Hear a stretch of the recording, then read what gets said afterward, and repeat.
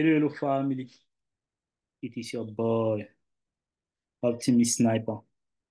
Bienvenue une fois de plus dans le Weekly Market Outlook de la semaine du 25 août 2024. Ok, déjà, je tiens à vous rappeler que nous sommes pratiquement déjà à la quatrième semaine du mois d'août. Nous sommes déjà le 25 août. Donc, les objectifs du mois sont mis en place clairement, d'accord. On a eu à prendre le previous monthly low. Vous voyez, comme j'ai dit dans les résultats du Weekly Market Outlook, si vous constatez bien, le DXY depuis le monthly time frame, nous étions dans une zone de consolidation, d'accord? Et depuis pratiquement toute cette année, pour ceux qui ont suivi mes résultats de la semaine passée, ça a été la semaine la plus mouvementée de toute l'année, de toute cette année. Regardez comment le prix est en consolidation depuis le monthly time frame.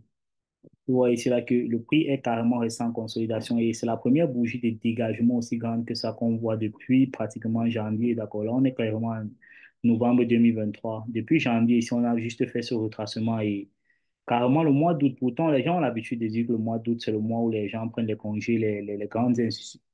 Les hedge funds, ceux qui gèrent les portefeuilles des grosses sociétés, en fait, qui prennent des congés en août et que le marché a tendance à avoir moins de volatilité en août. Mais jusqu'à preuve de contraire, ici, là, c'est très clair que le mois d'août de cette année a été mouvementé. C'est pourquoi je vous dis parfois d'être à l'abri de ces bruits-là et de regarder l'order flow du marché parce que je pense réellement pas que ce marché est distribué par ce que quelqu'un a l'intention dans sa tête, en fait. Le marché sur un algorithme, mais lorsque le temps et le prix sont alignés, l'algorithme va distribuer, d'accord.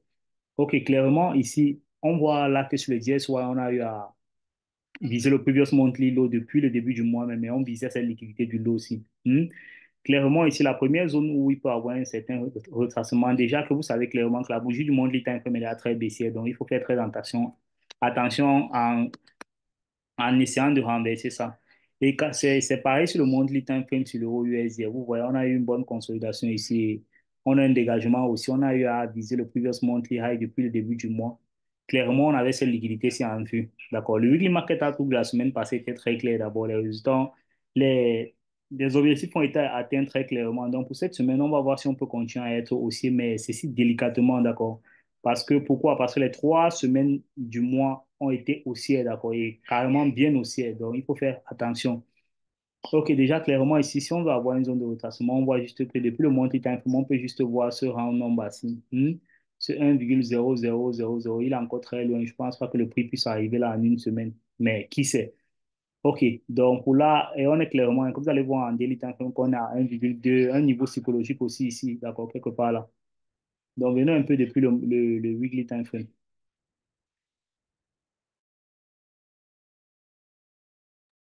Venons un peu depuis le weekly time frame. OK.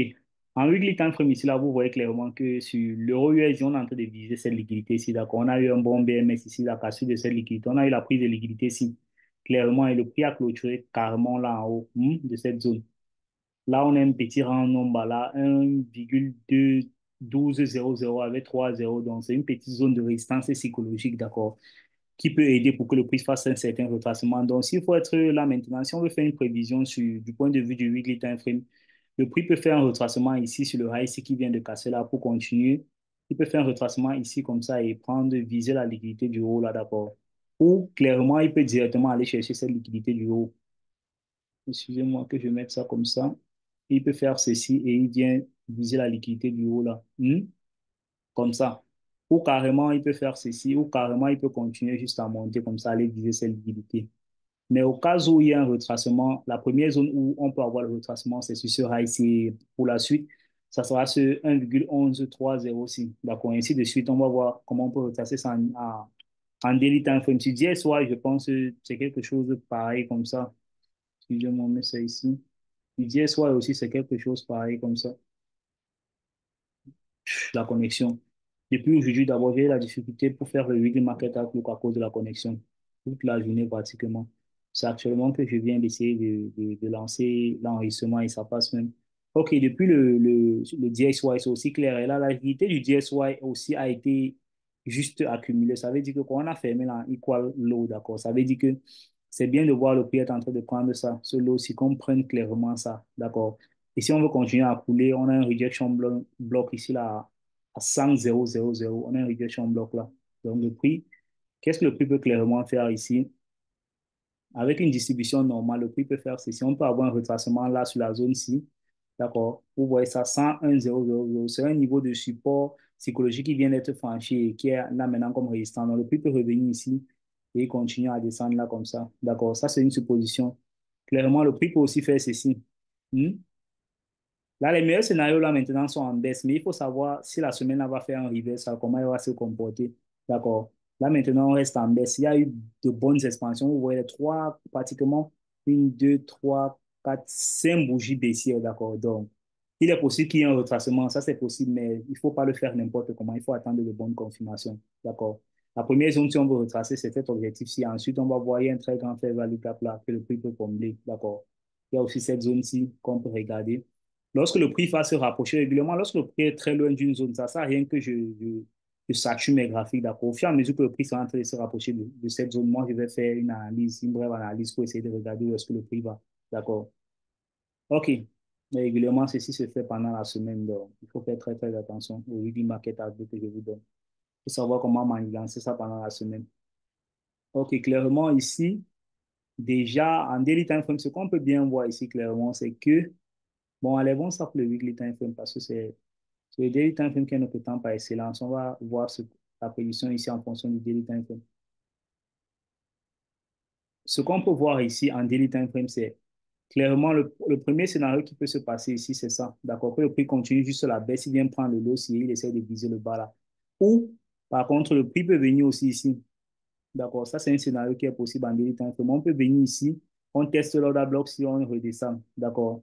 Là, c'est un scénario bien possible. Mais une fois que la zone ci, si cet order block-ci, si cette zone d'order block-ci vient à être franchie, c'est que on est bien parti pour un léger retracement sur la paire DS, sur le DSY, d'accord? Donc, il faut faire très attention à bien suivre ça pendant la semaine, voir comment le prix va se comporter. Si on traverse dans l'order block 6, ça veut dire qu'on peut faire un retracement n'importe où. Là, on peut retracer déjà, on va viser la première liquidité.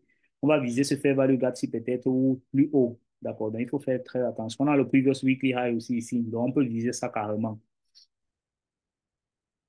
Maintenant, regardons l'euro USD, la paire clairement que moi je traite, ce que je vais faire pendant la semaine. L'euro USD, je pense, c'est presque le même scénario avec le DSY, presque le même scénario. Il y a toujours un order bloc haussier là qui vient d'être formé. Et on va voir si c'est que le prix peut revenir sur ça, tester et essayer de remonter là la connexion un peu entre les deux angles. OK.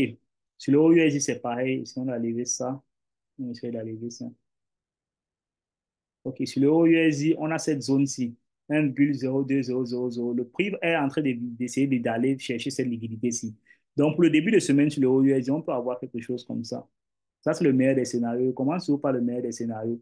Qu'on ouvre ici, qu'on descende là comme ça et qu'on monte par la suite. D'accord? Qu'on monte, on aille chercher la liquidité là, non? Qu'on aille chercher cette liquidité-ci. Clairement là. Comme ça. Voilà un bon scénario. OK.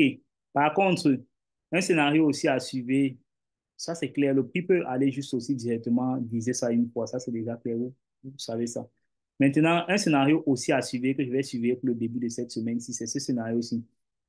D'accord. Je vais surveiller que cette zone-ci ne soit pas violée. D'accord. Je vais essayer d'anticiper si on veut être en train de prendre la liquidité de cette zone-ci. Je ne veux pas voir le prix aller en dessous de cette zone. Une fois que cette zone est violée, on peut avoir un quelconque retracement jusqu'à combler tout ce fair value gap. Donc, il faut faire très attention. D'accord. Parce que quelque part ici, je pense qu'on a le previous weekly low quelque part. Voilà la journée de lundi. Voilà la journée de lundi. Ok, on a le previous weekly low quelque part ici. Donc, le prix peut clairement être en train de venir chercher ça. Il faut faire très attention à regarder le profil de.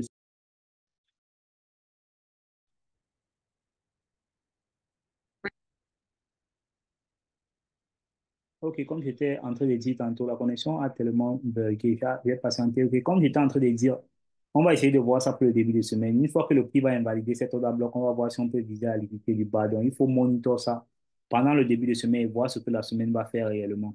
Ok, si par contre la semaine ouvre, ça va chercher quelque part là le previous weekly high. Ça, c'est le previous weekly high, d'accord? 2, 0, 0, 0 là, et il fait un displacement vers le bas. Ça, c'est aussi un scénario à suivre, mais ça sera plus explicite en lower time frame, donc je préfère pas parler de ça. Là, c'est clairement mon anticipation. Maintenant, vous avez déjà les objectifs pour la semaine. On va viser, essayer de voir si on peut viser le high C, en fait, le high C pour cette semaine-ci sur l'euro USD. Sur le DXY, on va voir si on peut viser le low sur le DXY, d'accord. La connexion est très merdique. J'aurais voulu faire une analyse intermarché avec les autres paires de devises, mais je pense qu'on va s'arrêter là comme ça. Et j'aurais voulu même analyser le calendrier économique. Je ne sais pas si on peut avoir ça pour X Factory, la connexion. On va nous laisser avoir le calendrier économique.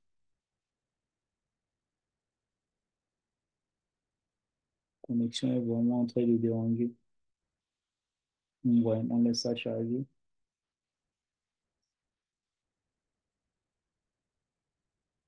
Le Daesh Nabaya, ça a déjà été clair, d'accord? Je vous ai déjà donné le Daesh Nabaya. Donc, vous savez quoi faire pour ceux qui veulent anticiper cette semaine. Putain, là, nous sommes encore ici sur le 20. Ça n'a pas encore été actualisé. Nous sommes encore au 20 ici. Bon, je crois qu'il n'a pas encore. Alors, si ça avait été actualisé, ça doit être la connexion. Donc, je pense qu'on va terminer ça comme ça. L'analyse intermarché, je pense, l'analyse intermarché est très alignée. Tous les actifs corrélés sont très alignés. Le gold va bien avec le DXY, le OUSJ est corrélé avec le GBP USD. Tous vont vers, tous sont haussiers. Le NZD USD